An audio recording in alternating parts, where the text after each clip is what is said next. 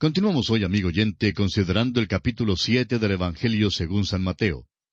Y comenzaremos leyendo los versículos 21 hasta el 23 de este capítulo. Dice el Señor: No todo el que me dice, Señor, Señor, entrará en el reino de los cielos, sino el que hace la voluntad de mi Padre que está en los cielos. Muchos me dirán en aquel día: Señor, Señor, ¿no profetizamos en tu nombre, y en tu nombre echamos fuera demonios, y en tu nombre hicimos muchos milagros? Y entonces les declararé: Nunca os conocí, apartaos de mí, hacedores de maldad. Encontramos aquí una amonestación necesaria para miembros de iglesias que profesan ser creyentes, y aun para los que aparentemente hacen prodigios en el nombre de Cristo. El nombre de Cristo está en los labios de muchas personas que son dirigentes de diversas sectas y doctrinas hoy en día. Simplemente el nombrar a Cristo y la Biblia no es prueba de que un sistema sea genuino. No es la profesión exterior, sino la relación interior a un Salvador crucificado, pero viviente, la que es todo importante. En los versículos siguientes tenemos una admonestación que nos es dada para ayudarnos. Leamos los versículos 24 al 27 de Mateo capítulo 7. Cualquiera pues que me oye estas palabras y las hace, le compararé a un hombre prudente que edificó su casa sobre la roca.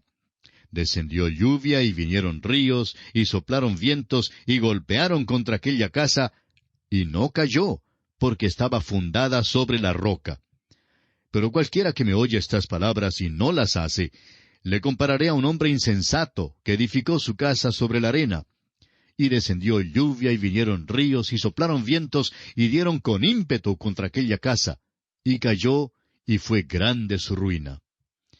Cristo es la roca, y es el único fundamento seguro sobre el cual podemos construir nuestras vidas. La Biblia tiene mucho que decir en cuanto a la roca que es Cristo Jesús. Considere, por ejemplo, lo que estos versículos dicen en cuanto a Cristo Jesús como nuestro fundamento. Mateo 16:18 dice: Y yo también te digo que tú eres Pedro, y sobre esta roca edificaré mi iglesia, y las puertas del Hades no prevalecerán contra ella. Palabras del Señor Jesucristo. Ahora Mateo 21:44 dice: Y el que cayere sobre esta piedra será quebrantado, y sobre quien ella cayere, le desmenuzará. El apóstol Pedro, en su primera carta, capítulo 2, versículo 7, dice: Para vosotros, pues, los que creéis, Él es precioso. Pero para los que no creen, la piedra que los edificadores desecharon ha venido a ser la cabeza del ángulo. Amigo oyente, ¿está usted apoyado en Cristo? ¿Está usted edificando su vida sobre este fundamento? Esto le es posible. Venga a Él y descanse en Él. Puede edificar sobre Él y gozar de una vida que producirá fruto del Espíritu Santo, que es oro, plata y piedras preciosas. No edifique su casa sobre la arena de la bondad o el esfuerzo puramente humano. No edifique sobre la vieja debilidad de la carne. Amigo oyente, permítame decirle que le falta algo mucho mejor que cualquier cosa que usted pueda ofrecer hoy en día. Le falta a Jesucristo. El resultado de lo que Cristo dijo fue esto. Leamos los versículos 28 y 29 de este capítulo 7 de Mateo. Y cuando terminó Jesús estas palabras, la gente se admiraba de su doctrina, porque les enseñaba como quien tiene autoridad, y no como los escribas. Fíjese usted el contraste que se ve aquí entre Cristo como el Maestro y los escribas de aquel día. Cristo enseñó con autoridad. No estaba simplemente repitiendo palabras o enseñando teorías. También hoy en día debemos enseñar y testificar, así como lo hiciera el gran Maestro, es decir, con la autoridad de la palabra de Dios y con el poder del Espíritu Santo, evidenciado en nuestras propias vidas, pero no con el dogmatismo que resulta de una estrechez de miras y de prejuicios personales. Tenemos un evangelio que compartir con la humanidad. Tenemos el mensaje de la salvación en Cristo que dar a los perdidos. Seamos entonces buenos discípulos de nuestro gran Maestro, quien nos enseñó como ningún otro hombre haya enseñado jamás. Amigo oyente, el Sermón del Monte es un pasaje glorioso de la Escritura. No lo pase usted por alto. No diga que no sirve para el día de hoy. El Sermón del Monte, amigo oyente, sí sirve para hoy. Nos enseñará que usted y yo realmente no vivimos según sus preceptos. Nos mostrará que somos débiles y culpables, nos hará llorar pidiendo misericordia y nos traerá a la persona de Cristo para recibir su salvación. Cuando usted, amigo oyente, acepta a Cristo como su Salvador, Él le dará el Espíritu Santo que le dotará de poder para producir verdadero fruto. Todos estamos edificando una casa. ¿Está usted edificando su casa sobre la roca que es Cristo Jesús? ¿O está edificando su casa sobre la arena que no resistirá la luz pura de su presencia? Usted debe tener las buenas obras, no para la salvación, sino para demostrar a otros la realidad de Cristo en su vida. El apóstol Pablo lo dice de esta manera en su primera carta a los Corintios capítulo 3, comenzando con la segunda parte del versículo 9 hasta el versículo 15. Vosotros sois labranza de Dios, edificio de Dios. Conforme a la gracia de Dios que me ha sido dada, yo como perito arquitecto puse el fundamento y otro edifica encima. Pero cada uno mire cómo sobreedifica, porque nadie puede poner otro fundamento que el que está puesto, el cual es Jesucristo.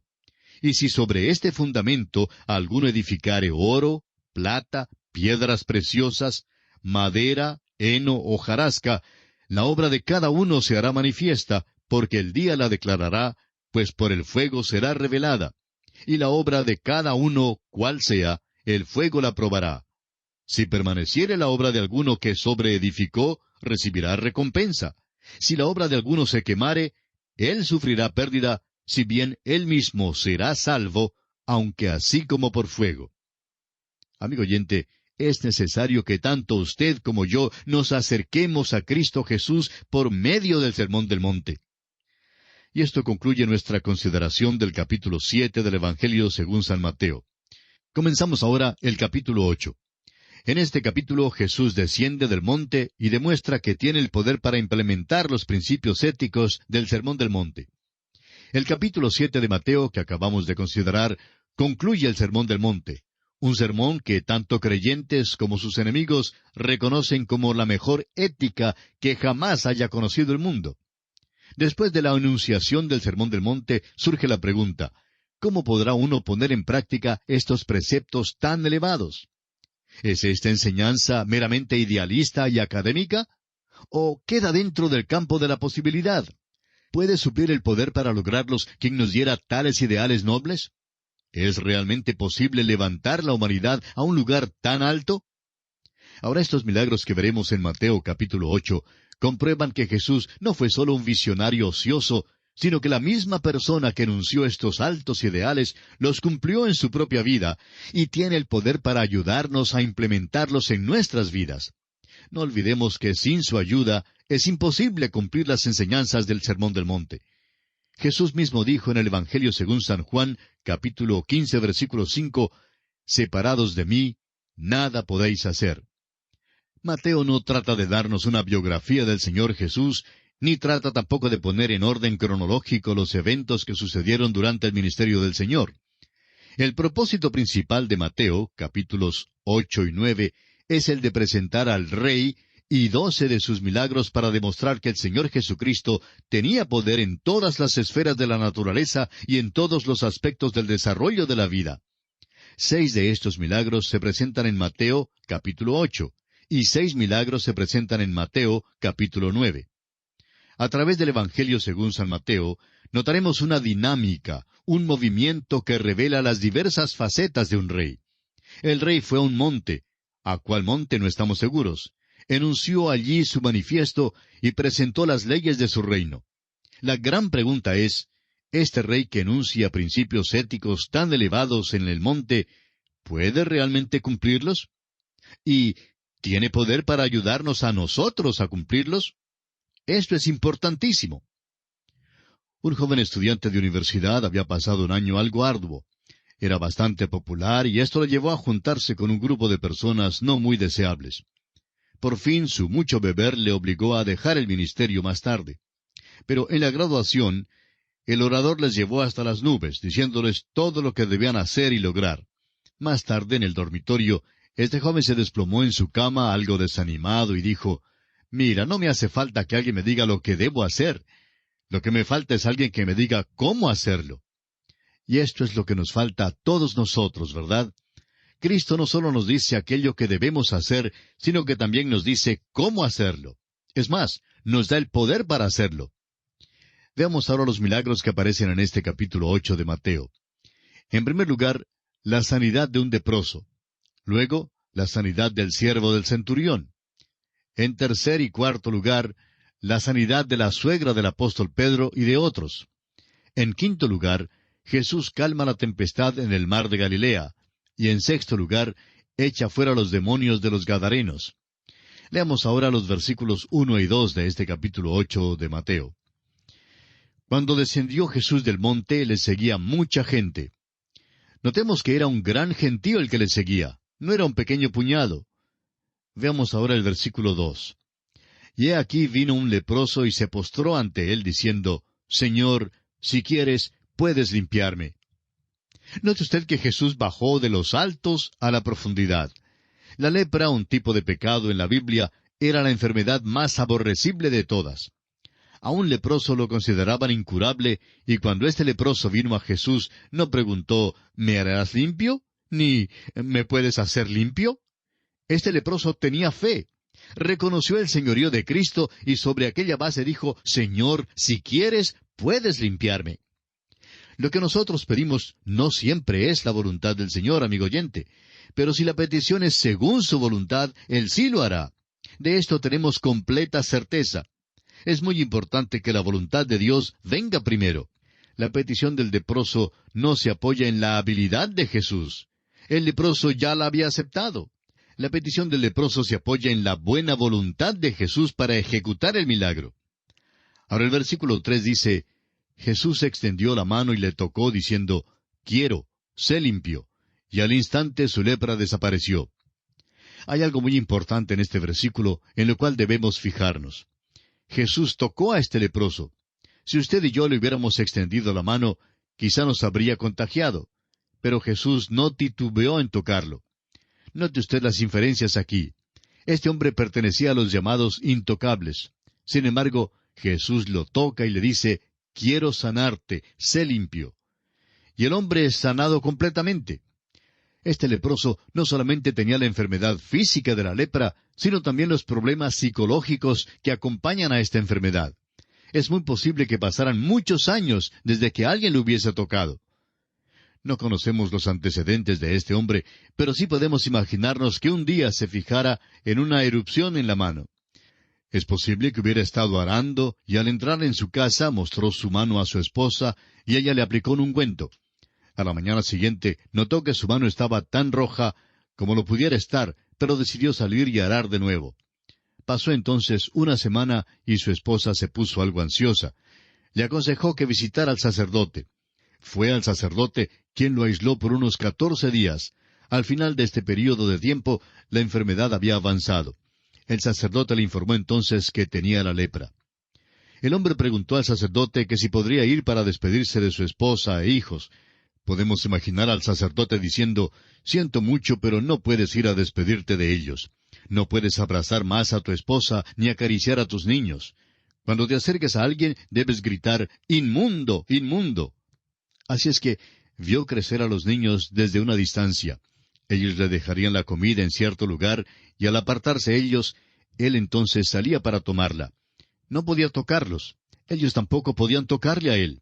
Pero un buen día vino Jesús y le tocó. Fue el toque más maravilloso que jamás sintiera este hombre. Jesús limpió su lepra y le trajo de nuevo a su familia humana y a la familia de Dios. Note usted que enseguida que su lepra fue curada, Jesús dio a este hombre un mandato. Leamos el versículo 4. Entonces Jesús le dijo, Mira, no lo digas a nadie, sino ve, muéstrate al sacerdote y presenta la ofrenda que ordenó Moisés para testimonio a ellos.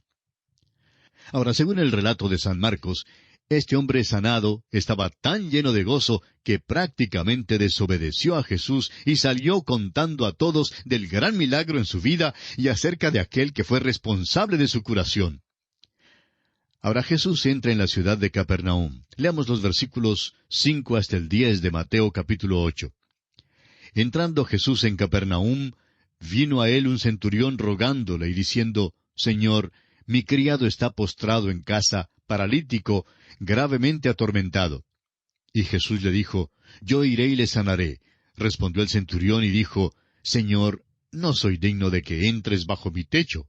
Solamente di la palabra y mi criado sanará. Porque también yo soy hombre bajo autoridad, y tengo bajo mis órdenes soldados, y digo a éste, ve, y va. Y al otro, ven, y viene. Y a mi siervo, haz esto, y lo hace. Al oírlo Jesús se maravilló y dijo a los que le seguían, De cierto os digo que ni aun en Israel he hallado tanta fe.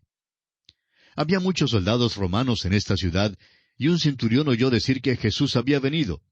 Este centurión, pues, era gentil, o sea, alguien que no era judío. Pero al parecer era un hombre de fe. El doctor Lucas nos dice en su Evangelio, capítulo 7, versículo 5, que el centurión amaba a la nación judía y había sido responsable de la construcción de la sinagoga allí en Capernaum. El lugar más probable en que uno pudiera encontrar a Jesús en cualquier ciudad sería la sinagoga. Y allí es donde el centurión fue en busca de él. Sin duda, el centurión había oído hablar de la curación del leproso y creyó que el Señor podría sanar a su siervo, quien estaba muy enfermo. El centurión era un hombre de rango y reconocía la autoridad. Llevaba el uniforme romano y bien podía mandar a un soldado, haz esto o ve por allá. Y el soldado tendría que obedecerle. ¿Por qué? Porque este hombre tenía poder y una autoridad tremenda. Miró pues al Señor Jesús y reconoció que él tenía esa clase de poder. El centurión era gentil, pero una persona que tenía la fe como para creer que Jesús solo tenía que hablar una palabra y su siervo sería completamente sanado. Jesús pues se maravilló de la fe de este hombre. Se nos dice que en solo 2 ocasiones Jesús se maravilló. Se maravilló de la fe del centurión y de la incredulidad de Israel. Así lo podemos encontrar en Marcos capítulo 6, versículo 6. Luego el Señor dice, según los versículos 11 y 12 de Mateo capítulo 8, Y os digo que vendrán muchos del oriente y del occidente, y se sentarán con Abraham, e Isaac y Jacob en el reino de los cielos. Mas los hijos del reino serán echados a las tinieblas de afuera. Allí será el lloro y el crujir de dientes. El Señor dijo que este mensaje alcanzaría a los del oriente y del occidente, para que ellos también pudieran tener confianza y fe en el Señor. ¡Qué declaración tan tremenda! Cada individuo tiene que ejercer una fe personal, individual en Cristo Jesús. Ningún individuo puede reclamar la membresía en alguna iglesia, ni el hecho de que los padres hayan sido cristianos como base para obtener la salvación. Es algo que cada persona debe resolver individualmente. ¿Qué de usted, amigo oyente? Es nuestra oración que usted acuda a Cristo Jesús en esta misma hora y le acepte como su Salvador personal. Dios le ayude a hacerlo. Y de esta forma ponemos punto final al estudio de hoy. Dios mediante, en nuestro próximo programa, continuaremos estudiando el capítulo 8 del Evangelio según San Mateo. Mientras tanto, les sugerimos leer el resto de este capítulo 8 para estar mejor informado de su contenido y sacar así el mejor provecho de este estudio. Es nuestra oración que Dios le bendiga maravillosamente.